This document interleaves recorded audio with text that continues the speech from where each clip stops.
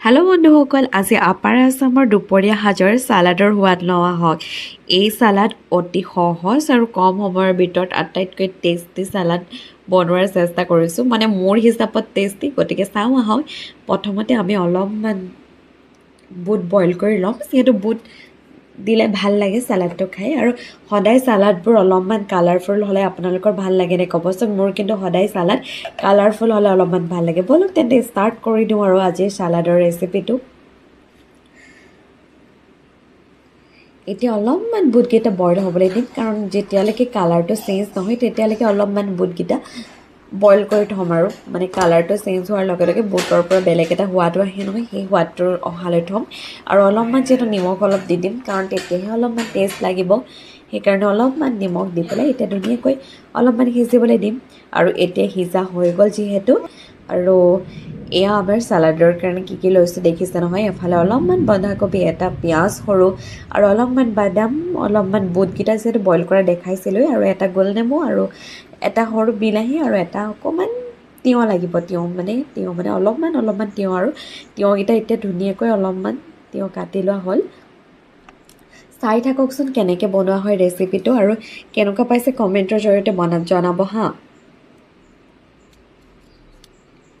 আৰু একেবাৰে কম বস্তুৰে সোৱাদ, একেবাৰে মানে সোৱাদ কেনেকুৱা ধৰণৰ সোৱাদ বুলি ক'ম, লা জবাব বুলি কয় যে, তেনেকুৱা ধৰণৰ সোৱাদ এটা পাই যাব। গতিকে সদায় মানে এনেকুৱা ধৰণৰ টেষ্টি খানাবোৰ খাবলৈ পালে ভাল লাগে। আৰু দুপৰীয়া সাজটো সাধাৰণতে এনেকুৱা কিবা এটা থাকিলে, এনেকুৱা এটা চালাড থাকিলে মানে দুপৰীয়া সাজটো বহুত বেছি টেষ্টি লাগে নহয়নে? আপোনালোকৰ কেনেকুৱা লাগে ক'বচোন।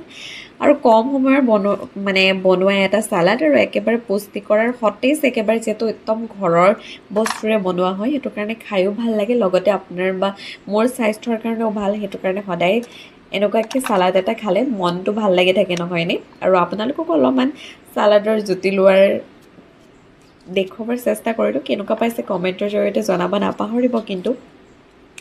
আৰু তিয়ঁহৰ সাধাৰণতে মই গুটিকেইটা খাই বেয়া পাওঁ, আৰু মই যিহেতু মোৰ কাৰণে বনাই আছোঁ, গুটিকেইটা এৰুৱাই দিছোঁ। আৰু আপোনালোকে নেৰুৱাকৈও গুটিকেইটা নেপেলোৱাকো বনাব পাৰে, যিহেতু কিছুমানে গুটি খাই ভাল পায়, কিছুমানে বেয়া পায়। মই বেয়া পাওঁ তিয়ঁহৰ গুটিকেইটা খাই, সেইটো কাৰণে মই তিয়ঁহৰ গুটিকেইটা এৰুৱাই লৈছোঁ।